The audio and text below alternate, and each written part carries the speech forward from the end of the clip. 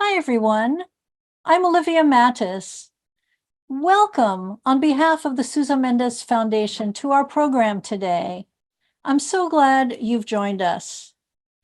So the first thing I wanted to mention to you is that 2 months from now, that means July 19th, 2024, the Sousa Mendes Museum will finally be opening in Portugal.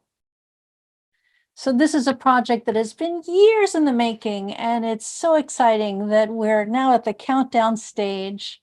So if any of you have plans to be in Portugal, let us know and we will add you to our guest list. So that's the first thing I wanted to let you know about. Secondly, I wanted to make sure to thank Mimi and Marvin Sandler, our dear friends, the Sandler couple, who sponsored today's program. Thank you, Sandlers, for making it possible for so many of you to be in the audience today.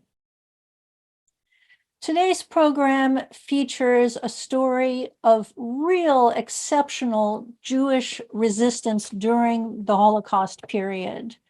But when we think of the Holocaust period, we think of the continent of Europe. We don't think of Africa, but today's story takes place in Africa.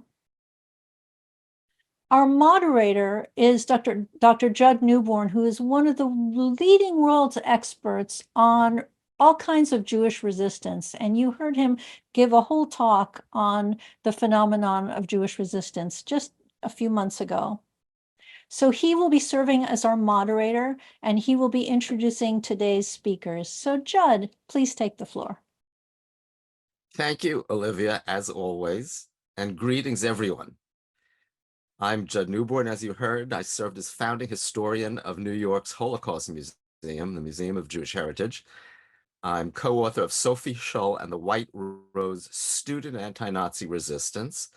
And among other things, I'm a dramatic multimedia storyteller and lecturer, as many of you have heard, often on themes relating unique stories of the Holocaust and resistance to today's most compelling issues, especially right now, the fight for democracy, the post-Hamas October 7th assault, and the associated protests on campus.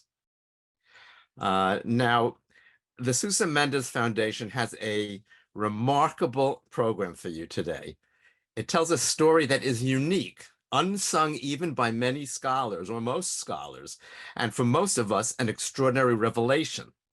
Following up on AMOS CARLEN's compelling film, Shadows of Freedom, which most of you have seen, we're going to explore new territory, that of French North Africa, and a gripping act of Jewish resistance that was not only courageous, but also the only one by Jews. In fact, to my knowledge, the only resistance by any group in Europe that had, this is not Europe, that had an effect on actually changing the course of World War II itself. This is the story of the Jews of Algiers who ushered in the Allied conquest of French North Africa in early November 1942, coordinated in a campaign called Operation Torch.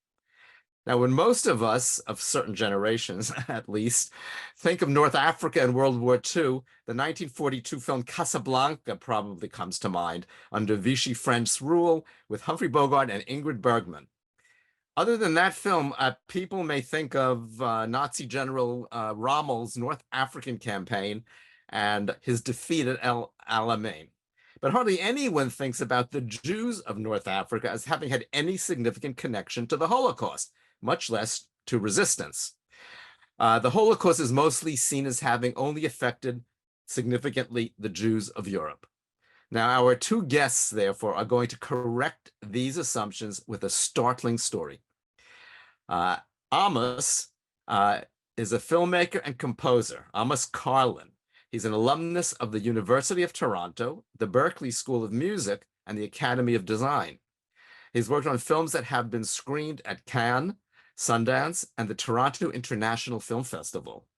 His music has appeared on the Grammys, the Emmys, and on multiple TV shows, including HBO's Big Love, on Access Hollywood, MTV, and the NBC TV series Two Broke Girls, to name just a few.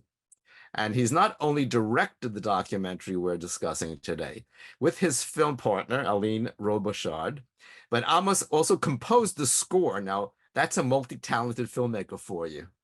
His Shadows of Freedom was an official selection of the Toronto Jewish Film Festival. Our other guest is Dr. Robert Satloff, whom you've also heard at an earlier program of the Sousa Mendes Foundation. Dr. Satloff is the executive director of the Washington Institute and holds the Institute's special chair in U.S. Middle East policy. Very pertinent to today's program, he is also the author of Among the Righteous, Lost Stories of the Holocaust Reach into Arab Lands. Dr. Satloff served as advisor to the serves as advisor to the U.S. Holocaust Memorial Museum on Middle East initiatives, including as vice chair of the museum's Committee on Holocaust Denial and State-Sponsored Anti-Semitism. This has included breakthroughs in Holocaust awareness and recognition in countries from Morocco to Egypt and the United Arab Emirates. Finally, he's the creator and host of Dakhel Washington, or Inside Washington. That's a weekly news and interview program broadcast throughout the Arab world. Sounds very important to me. So we're going to start first with Dr. Robert Satloff, who set the Jewish resistance of Operation Torch in a valuable and necessary historical context. So Rob, you have the floor. Thank you very much, Judd. And it's a very great pleasure to be with you, Olivia, and to be with Amos, who did such a terrific job in creating the film that we're focused on today. What I'd like to do for a few minutes is to provide the context for the film. As Judd just said, North Africa is not often thought of as the setting for a discussion of the Holocaust. But I was glad that Judd actually mentioned Casablanca, because if your window into North Africa is Casablanca, open up the reel in your mind to the scene in the movie between Major Strasser and Ingrid Bergman, where Major Strasser says to Ilsa, warns her about what might happen to her husband if he doesn't turn himself in. He gave two possibilities. One, I just have it right here. One is that the French authorities will find a reason to put him, quote, in a concentration camp here. Where was here? Here was Morocco. What was the other possibility? Well, human life is cheap, he says to her. But the key sentence is the concentration camp here. Yes, North Africa, Morocco, Tunisia, Algeria, Libya under the Italians was a setting for almost all aspects of the Holocaust except extermination. But it included concentration camps. If I could see the first map, please. So we're talking North Africa. These are French territories. Morocco, all the way to Tunisia, which is off on the map on the right, are not formally part of France. They are French-controlled territories. But then in the middle is Algeria. And Algeria is as much French as Marseille, Bordeaux, and Paris. If you see, we're going to come back to this a little bit later, the actual story of Torch, but we can open up the timeline now. So the context begins Algeria. Algeria is unique. Algeria, the French invaded 1830 and made Algeria part of France. It has much part of France as Nice, Marseille, and Paris. The people of Algeria are full French, except that they didn't have citizenship rights. 40 years after the colonization in 1870, citizenship was extended to Jews, not the vast majority of Algerians who are Muslims, but to the Jewish Algerians. So from 1870 all the way up to World War II, 2 generations of Algerians were full French citizens, as French as any citizen of the metropolitan. On to the next page. And then comes the war. Perhaps you know the story of the war in general. May 1940, Germany invades France. 1 month later, the swift, tragic defeat of France to Germany.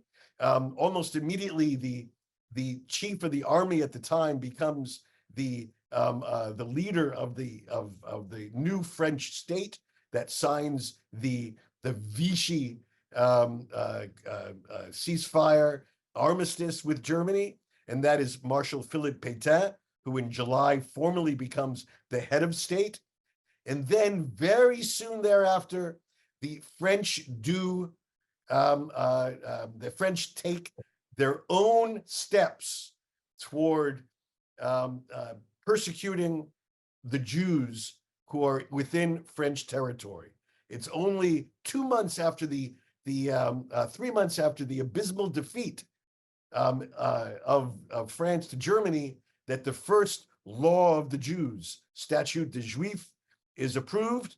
4 days later, it is applied legally also across the Mediterranean to Algeria, where there are 150,000 Jews. Another few months later, and another law of the Jews. The first law just did limits of Jews at schools and work and universities and different types of professions. The second law, the second Statute des Juifs, actually began the census of all Jewish property and, in some cases, the internment of Jews. And indeed, thousands of Jews in Algeria, along with foreign Jews in France, were interned. And I'm sure people on this call know the terribly sad story of the tens of thousands of Jews who were living in France at the time, who eventually ended up being sent to Auschwitz. The Jews of Algeria did not get sent to European concentration camps, but there were only 2 reasons for that. One, because it would have required dispatching these Jews across the Mediterranean, a far more difficult logistical task. And 2, because, as we will now see, the war came to an abrupt end in North Africa, in Algeria, early. It ended in November 1942, because that's when the United States and Britain launch the invasion of North Africa. Just to remind everyone, by the end of 1941, America is in the war. Next slide, please. It then is an entire year before America takes its first offensive action against the Axis powers in Europe. But it isn't even in Europe. It is in North Africa. And the idea is to invade North Africa, go across North Africa, hop over to Italy, and come up to Germany from the rear. And by that time, America is ready to do, along with Britain, the major invasion of Normandy, the 80th anniversary of which is just in a couple of weeks. So that big invasion, the largest invasion up to that point in human history, happens in November of 1942. As we will tell the story, it was made possible, the successful invasion of North Africa was made possible by the most significant Jewish resistance movement of World War II. Now, there's lots of Jewish resistance movements. We're all familiar with the uprising in the Warsaw Ghetto. We've all seen the terrific movie Defiance with Daniel Craig about the Bielski brothers in Poland. As important and as vital as those episodes were, they did not change the direction of the war, nor did they save American lives. This resistance movement, 377 young Frenchmen, 315 of whom were Jews, all gathered, prepared for weeks, and then gathered on the night of the American invasion of Algiers to take over the city. They took over the police station. They took over the headquarters of the military. They arrested all the Vichy generals and admirals in their bed, and they kept the city intact for the Americans before the Americans arrived, so that it was easy for the Americans to take Algiers. There were 3 landing points, as we saw in our first map, one in Morocco, another in Oran, and then another here in Algiers. The other two, very difficult landings for the Americans. But Algiers, the capital of North Africa, was made possible because of the efforts of those 377 people. Now, the terrible story that happens thereafter that we're going to get into, let me just give you the highlights very briefly, is that the day after the successful operation, the Americans come in, and who do they find? They find the number two to Pétain, who is Admiral Darlan, and they make a deal with Darlan. And the Jewish resistance leaders are themselves arrested. A terrible turn of events, despicable, actually, in retrospect. And it is only a year later, it is only in November 1943, when Charles de Gaulle's Free French government finally becomes the leadership in Algeria, do the Jews of Algiers finally get their civil rights restored. They become citizens once again. They had the unique story of being alone in the world with the Jews of Germany, of being the only two groups of Jews who had their citizenship ripped from them. That's the Jews of Algeria and the Jews of Germany. It didn't happen to the Jews of France, metropolitan France. It didn't happen to the Jews of Poland, the Jews of Czechoslovakia, or of any other country, that they actually lost their citizenship. They were stateless in their own countries. But that's what happened to the Jews of Algeria. Even under American control of Algiers, it took a full year for those civil rights to be restored. That's the basic story. Let me just show you the characters very quickly. Go to the next phase.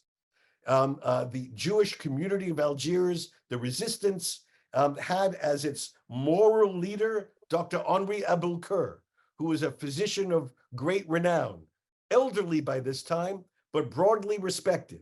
Operationally, it was run by his son. Next picture, please. José Aboulker. And the next picture, this is José Aboulker's Vichy ID card. He was only 20 years old when all this took place, but yet he led and organized the hundreds and hundreds of young men, 80% of whom were Jewish, to lead this uprising, to lead the resistance in Algiers. Next slide, please. They had as their partner halfway, the gentleman on your left. Robert Murphy was President Roosevelt's personal emissary. He was in Algiers. He knew the story of the resistance. He knew that they were fanning throughout the city on the night of November 7th to prepare for the Allied arrival. But he also knew that the Allies broke their word. The Allies had promised to provide these rebels with weapons, but they didn't. And in the end, 377 young men went out with old World War I shotguns or pistols or whatever they had in their homes, and they still succeeded in taking over the town. Next frame, please. And now we see what happened the day after the American victory. Eisenhower arrives. He's joined by his Lieutenant General Mark Clark, who runs the new Fifth Army that is based in North Africa.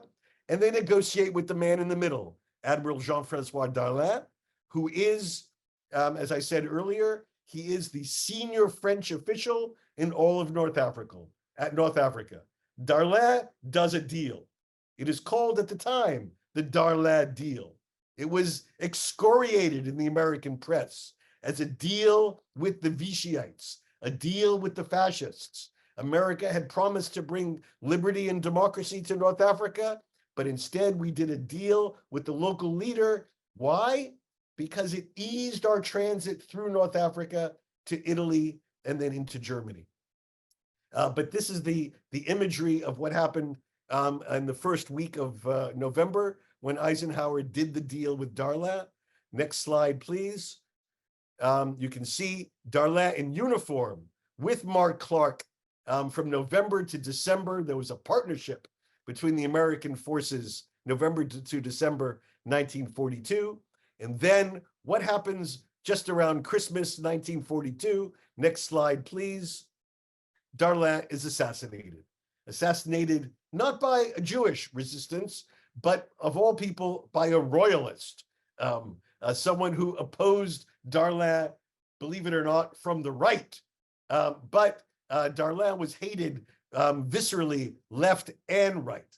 After Darlan was killed, another French general, Henri Giraud, took over. And as I said earlier, it is not until November 1943 when finally Charles de Gaulle, then based in London, becomes the actual leader of Algeria as he begins the path toward the liberation of France with the Allies. And it's only when de Gaulle takes over do the Jews regain their civil liberties. This is a story of remarkable courage, remarkable bravery, great duplicity, I'm afraid to say. It is not the finest hour of America in terms of our allegiance to people who risk their lives to save America's lives, the lives of American soldiers.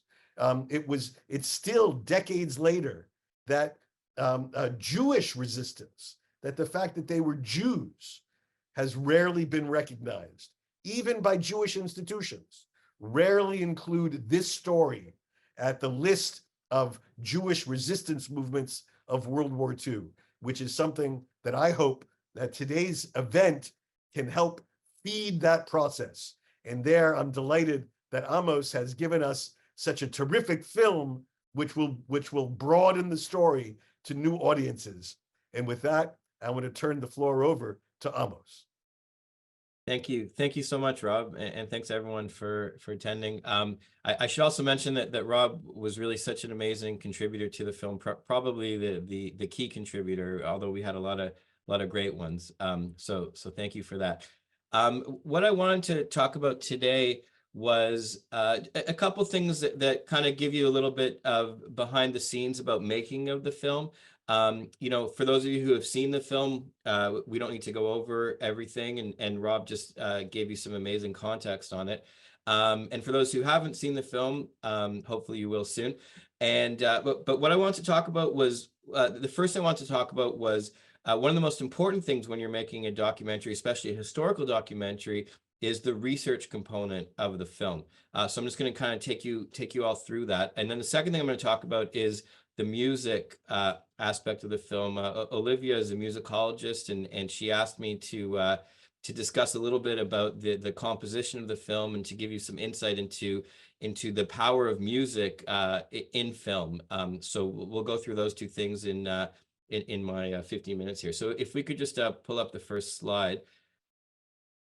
So this museum here, it's basically a museum of war heroes in Paris.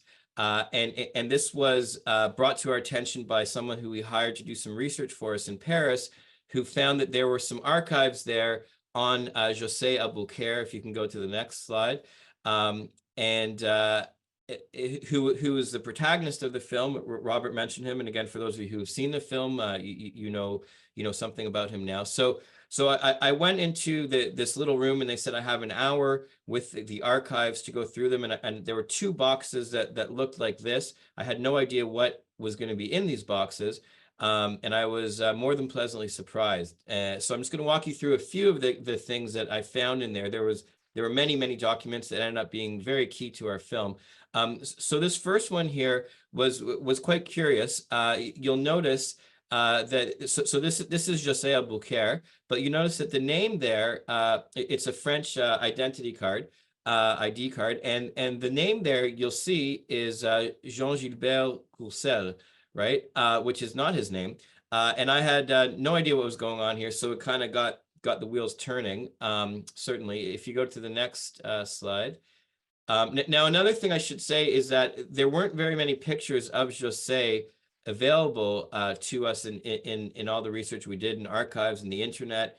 And in these archives that we found, there's some fantastic pictures of him, as you can see, that we ended up using in the film. One thing when you're making a documentary film is you don't always want to be showing the person being interviewed, right? That what we call talking head. So that can get a little bit dry if it's just talking head after talking head. So what you want to do ideally is while they're talking, you cut to different images, relevant images and relevant videos. So the more footage, the more pictures that you have, the better. So now, as you can see here, if you can zoom in a little bit here, this gave us a little bit of a clue as to that interesting ID card that didn't have his name. So as you can see here, this is a mission order given to José Aboulker after, this is dated the 25th of March, 1943. So this is obviously, after the 1942 invasion.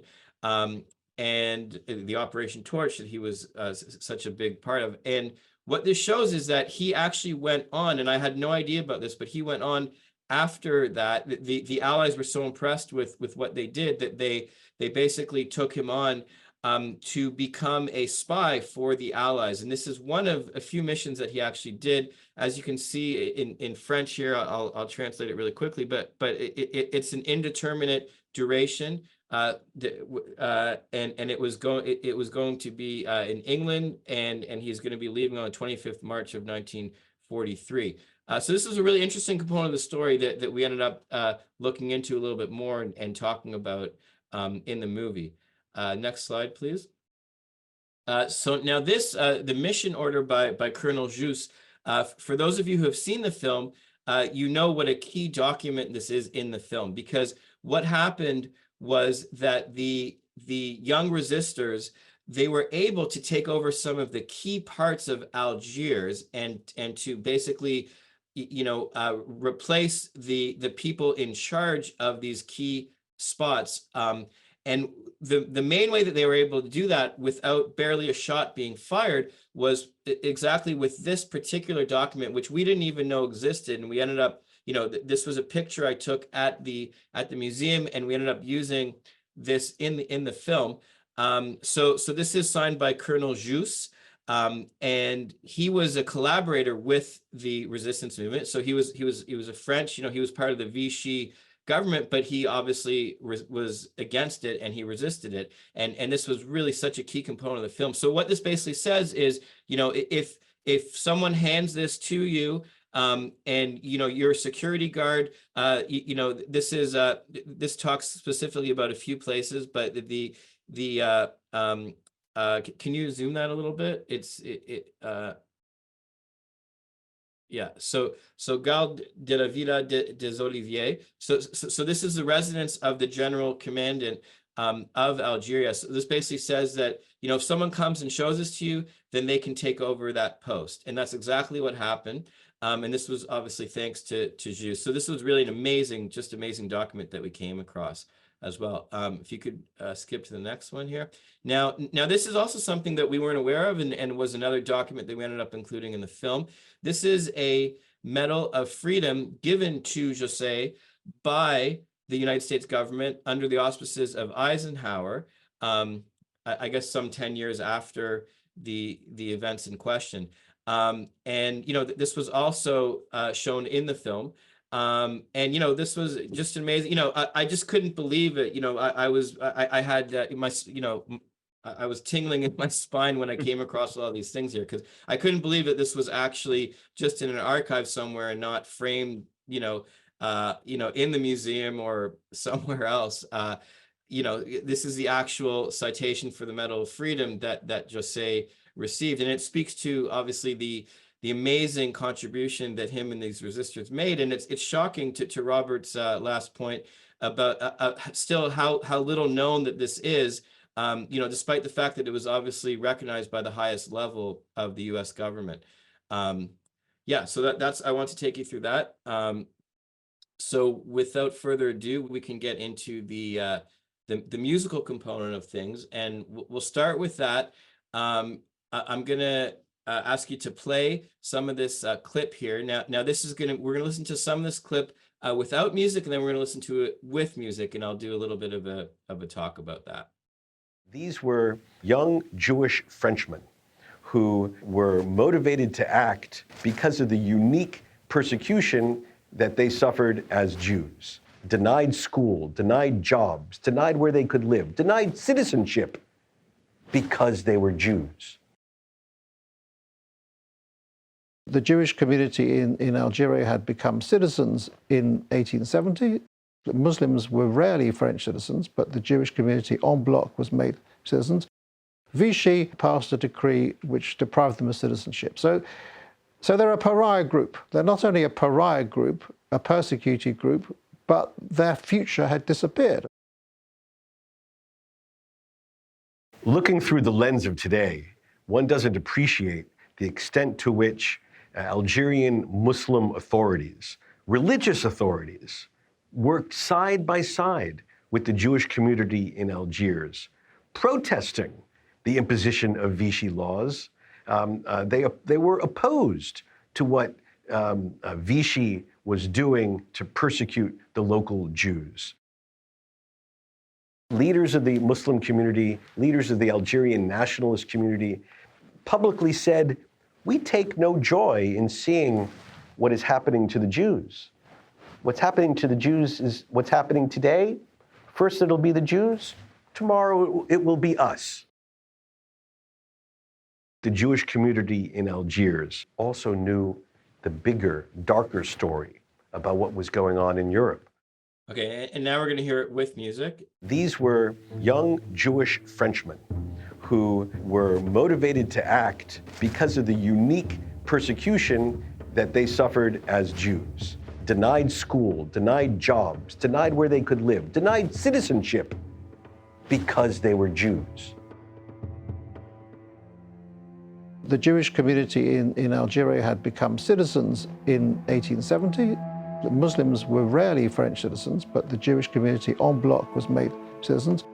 Vichy passed a decree which deprived them of citizenship. So they're a pariah group. They're not only a pariah group, a persecuted group, but their future had disappeared.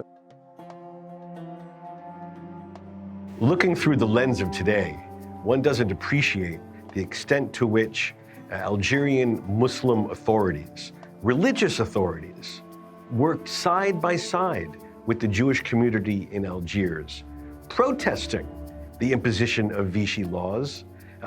They were opposed to what Vichy was doing to persecute the local Jews. Leaders of the Muslim community, leaders of the Algerian nationalist community publicly said, "We take no joy in seeing what is happening to the Jews. What's happening to the Jews is what's happening today. First it'll be the Jews, tomorrow it will be us." The Jewish community in Algiers also knew the bigger, darker story about what was going on in Europe. Okay, great. Thank you very much. So just to walk you through my thought process there as a composer. So first of all, hopefully you guys all felt that, you know, with the music, it adds another layer of drama. It adds some tension to what's being said. It adds interest. It keeps things moving along. So pretty much for those of you who have seen the movie, you'll note that there's music almost throughout the whole movie. Okay, and this is because, again, most of the movie is talking, but when you have talking combined with music and images, it should make it that much more compelling. And so some of my thought process too, you'll notice that the sounds are somewhat dark and foreboding, because, you know, what Robert is talking about there largely is about, you know, that, you know, things aren't good and things are possibly getting worse, and they knew what was happening in Europe. So there's sort of a darkness, a dark undertone there to the music, and like I said, a foreboding or even a foreshadowing of what's going to happen. And you'll also note that at a certain point there, it kind of shifts. There's like these synths and other instruments going on, and then I introduced some actually Arabic or Algerian instruments there to show that, you know, as we're moving the setting into Algeria and Algiers, to really highlight that. And so, you know, these are things that oftentimes as a viewer, you're only kind of grasping subconsciously, but hopefully it has a bigger impact on the film. So there's another clip here. Maybe we can watch the first 20 seconds of it without and then with music that I'll talk about. What ensues over the spring and summer of 1942 is what's been termed the transatlantic essay contest as they go back and forth. Torch is an essential test of the Anglo-American alliance, because if they can't get this operation, this complex operation involving troop convoys from the United Kingdom and the United States coming together all at the same time with lightning precision, if they can't do that in November of 42, they're not going to be able to do it again in the Mediterranean in 1943 or crossing the English Channel to Normandy in 19. Okay, and now we're going to hear it with music. What ensues over the spring and summer of 1942 is what's been termed the transatlantic essay contest as they go back and forth. Torch is an essential test of the Anglo-American alliance, because if they can't get this operation, this complex operation involving troop convoys from the United Kingdom and the United States coming together all at the same time with lightning precision, if they can't do that in November of 42, they're not going to be able to do it again in the Mediterranean in 1943 or crossing the English Channel to Normandy in 1944.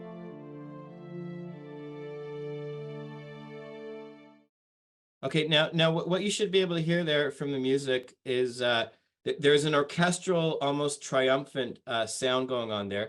And, you know, there's a musical theme that I introduced in that part. It goes da, da, da, da, da, da.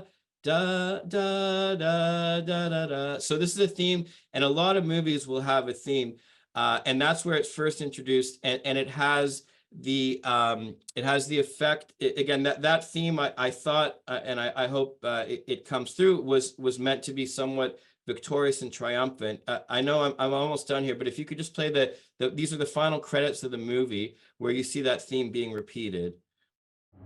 Patriotism, nationalism, they are like day and night, love and hate.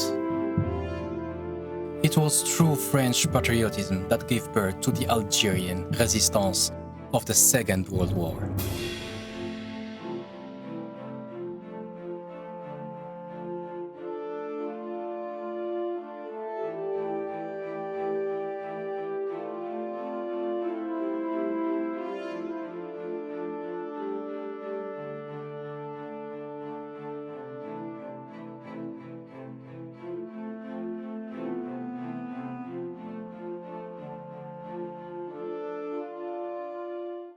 So that's the very end of the movie there.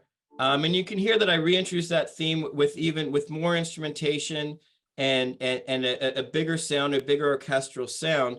And that's a very, a common technique to have sort of a motif, what they call a motif, a musical motif that gets repeated in the film.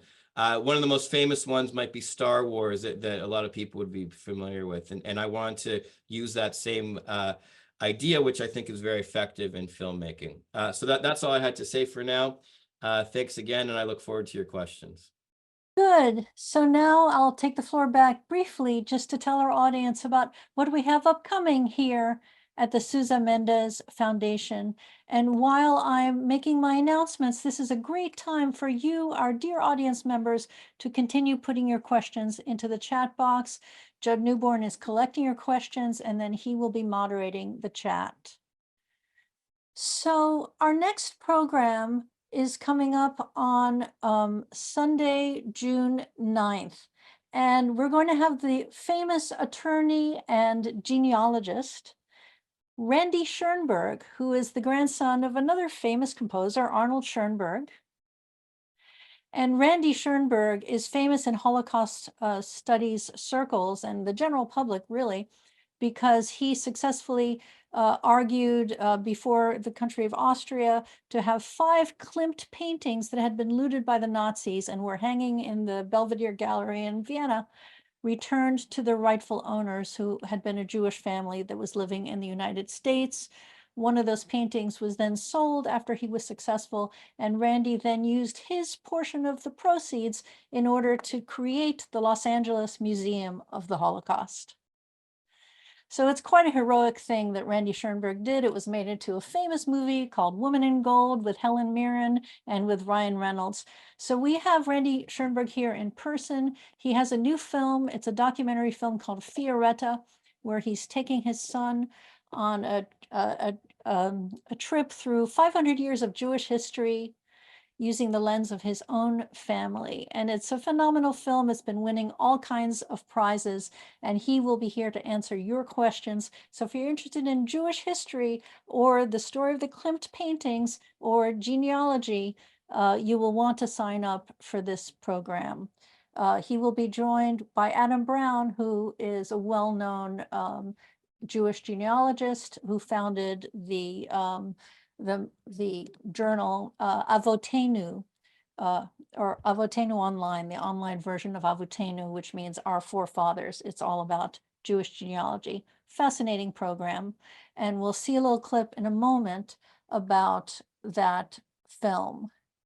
Now, fast forwarding to our next program, which will be on Father's Day, June 16th. We're having a Father's Day themed story. And it's Dr. Shulamit Reinhardt's Professor Emerita at Brandeis University of Sociology. You've met her on numerous programs. She has a new book out where she tells her father's story. It's called Hiding in Holland, a resistance memoir. So this is her love letter to her father, and we'll be presenting that on Father's Day. That is a free program, and we hope that you will tell everyone to sign up. So right now we're going to see the little trailer for the film Fioretta about Randy Schoenberg and his quest. I would hardly believe that you were really the descendant of my hero. I'm just blown away. I'm about to leave for Vienna, and then Joey's going to come meet me. We're going on a little bit of a roots trip, looking at cemeteries and archives and documents, and we'll see how far back we get. So I get to show you all these neat things. You're weird. I am weird, I know. There are just two types of people. The people who know they're crazy and the people who have no idea that they're crazy. I at least know I'm crazy. You will see things you would never expect to see. I always have been interested in memory. That was my dream as a little kid. It's in the soil, it's in the air. It is poetry. It is mystery. You must do it the rest of your life. Closed. Now what? We're going on a treasure hunt. 30 years ago, my neighbor told me, you have an American cousin here. Our families were separated after World War II, and they really had no contact at all. The major point, I think, what Randy always does all his life is bringing people together. We're tracing our family history back 500 years. It's nice to know where I came from. Not a lot of people can say that. We're essentially missing so many generations because of these atrocities that happened in Europe. So many people came without family, without maybe memories. I'm the only person in 200 years who wants to look at this, right? He died 400 years ago, and here we are in front of one of his books. To believe that something this old was owned and created by someone that I share blood with. I had this dream that I would start painting some pictures of the characters you're like telling me about. It becomes real, you know. I think for me at least, tracing my family history gives me an entree into the history of the world. It was like magic. From Venice, they go to Prague, to Vienna, to Los Angeles. I think I was maybe more surprised at how enjoyable it was for me retracing some of the steps with my son. Looks a little expensive. We'll take it. It's that time of life when you start thinking about, okay, who am I going to be and what am I going to do and how am I going to do it? I will always remember it.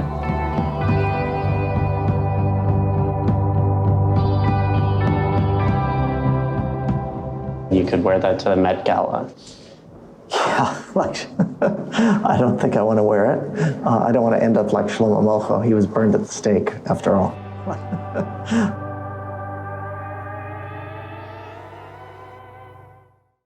Okay, so we hope you will sign up for these programs. And now let me turn it over to Judd Newborn for your questions. Thanks very much, Olivia. We have a lot of questions.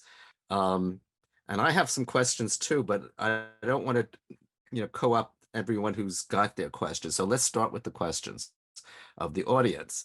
First of all, there's lots of praise for the film and the music and the comments of both of our guests.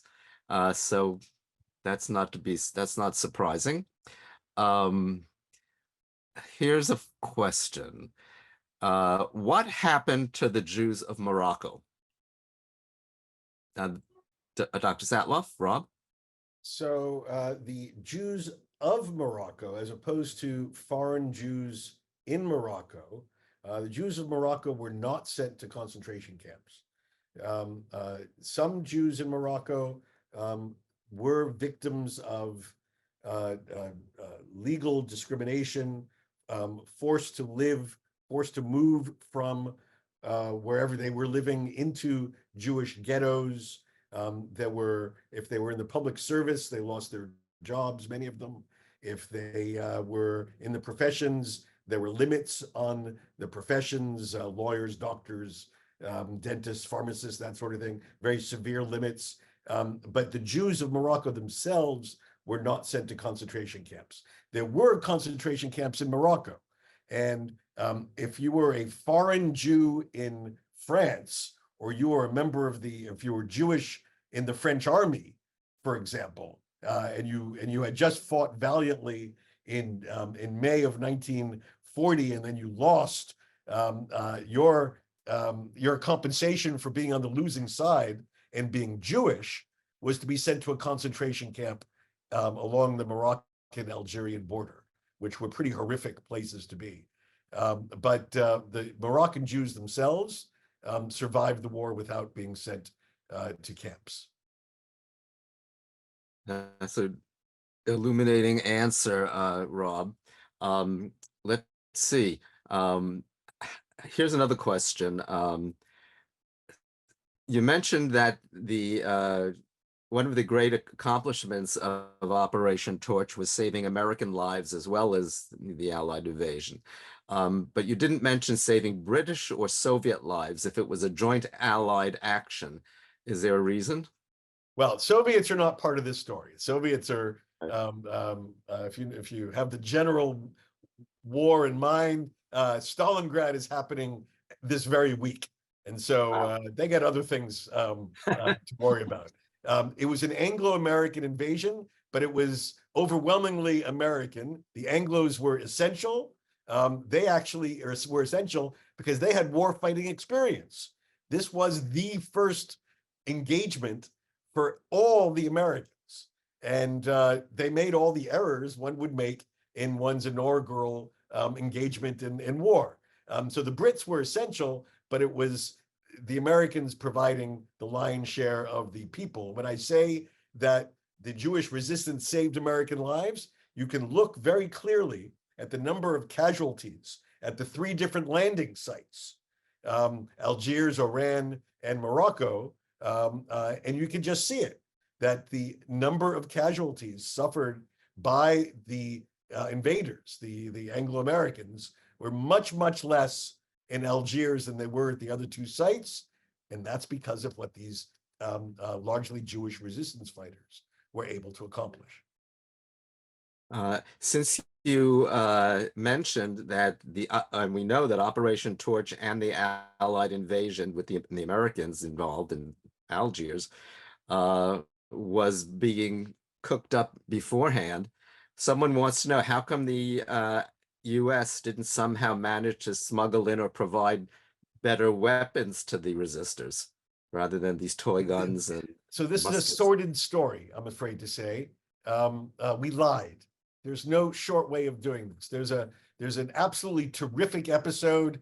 It's a made-for-TV moment where Mark Clark, the American general, lands on a submarine off the coast of Algiers and meets with the leaders of the resistance at a farmhouse in this off the little town called Cherchell. And he promises them, we will deliver to you rifles and ammunition and this and that. And we don't. And it's basically a ruse to get them to do what they promised to do, but not to have us complicit with them in case they failed. And it's what I said earlier. This is not America's finest hour. This is one of those episodes which underscore why this is not America's finest hour. Amos, someone would like to know how you found out about this story in the first place, and why did you decide to delve into it? Yeah, that's a great question. So I actually have my mother to thank for that, who is a scholar of North African history. She was born in Tunisia, so she has a personal interest in these kinds of stories. So she actually, the story begins in Israel, in Jerusalem. She was in a bookstore. This is some 12 years ago, something like that. And she found herself in a bookstore in Jerusalem, and she found this book in French by an author called Gita Amipaz Silber, and it's called the Jewish Resistance in Algiers of 1942 in French. And so she picked up the book, and she was intrigued by the title, and she read it cover to cover and called me right away and said that there's this amazing story. Someone has to make a movie out of it. And initially, her thought was something like a fictional, like, Spielberg type of thing, but it's hard to get $100 million to do such a thing. So we ended up making a very, very low budget documentary. But that's how I heard about it. I had no idea about it, and I think probably the majority of the audience here had no idea about it. And I love the fact that I had the opportunity to make this film, to really bring this story to people. It seems like it's quite a revelation for a lot of people. And I just want to add one thing to what Robert said in terms of the Jews of Morocco. And that is that it's made clear in the movie, but I think that we really need to highlight the fact that what this resistance movement did in helping the Allies to go into North Africa and free it from any kind of German influence. Obviously, that saved hundreds of thousands of Jews, right, in North Africa, and that's why the Moroccan Jews were basically untouched. That's why the Tunisian Jews were basically untouched. My mom likes to tell the story of my grandfather, her dad, around this time period in 41, 42, was wearing a Jewish star. He had to wear a Jewish star, and every day he was going to help build a concentration camp, right? So you can imagine if this operation had been bungled, if this didn't work out, the trajectory of history could have been very different, right? And there could have been a lot of deaths of Jews in North Africa. So it takes on a personal, element for me as well, this story, because of that. Let's see. I'm glad you mentioned the book by Gita Amipaz Silber, because I read it in 1992. Oh, cool. And I was surprised. I was not surprised, actually. It was published by a rather a little known and little powerful publishing company, and nobody ever mentioned it. I had it never talked about anywhere. And I have to say that the book is great and has great documentation, but your film had an impact that the book did not have, which is perhaps because of your skills as a filmmaker and really seeing things unfold. And you also discovered some documents, as you said, in that box that she had not had access to. That was really exciting. And I have had a similar experience discovering artifacts that no one knew existed for the story of the head of the Jewish, that's spokesman of the Jewish Bund leader that we did in a program called The Protest of the World, Shmuel Ziegelbaum, who committed suicide, and finally, because his actions to try and arouse the world had no effect, and nobody knew anything about his artifacts, and suddenly there they were in a box, and I just trembled as you did. Wow. Let's see if we have time for another question. We're closing in on the end. How many members of the resistance were jailed, and what happened to some of them after Operation Torch? That would be for Rob. I think you just mentioned in your comments, José Aboulker. So most of the leadership was jailed. Actually, there's a fascinating story if you really want to dig into it. There was a plot where some of them were about to be taken. Some of the leaders were about to be taken to the Algerian desert and to be killed by Darlan's people, and CIA agents actually interceded to before the CIA. It's called, the OSI, interceded to help save the Jewish resistance, because there was an internal American debate between State Department, military, and intelligence as to, how much we owed these people for everything they did on our behalf. And so in the end, they were either compelled to be released, or they survived, at least partially due to the intercession of agents of American intelligence who were working against some of the other aspects of the U.S. government at the time. But most of the leaders were in jail, at least for a time, after November 7th, after the invasion. So this is such a complex story. We could go on for another 2 hours and only scratch the surface, but it has come time for me to ask all of our panelists to give their final remarks. So Amos, let me start with you. Sure. Well, I hope that everybody here gets an opportunity to see the film. I really deep down appreciate the Sousa Mendes Foundation for doing this, and for being able to spread this story more. If there's anybody watching here that has any other avenues of interest where they think that the movie could be shown, I'd be grateful to hear about that, and you could certainly get in touch with me. I think also, I'll say finally, I think it's taken on even new meaning now with what's going on in Israel. The whole idea of being able to stand up as a Jew and to go against those people that are trying to anti-Semitism, whatever, to do harm to the Jews, to do harm to the Jewish state. I think I feel personally, anyways, that this film has taken on a bit of a new meaning in the context of everything that's going on now, and it's inspirational in so many ways. So yeah, thanks again, and it was a true pleasure making the film, and it's really great doing stuff like this. So thanks again. Rob, it's your turn. Well, I just want to congratulate you, Olivia, and Judd for hosting this terrific event. Really, hats off to Amos for taking this little-known story and bringing it to life, on film, which is so much of a, it's a medium that will touch so many more people than other media.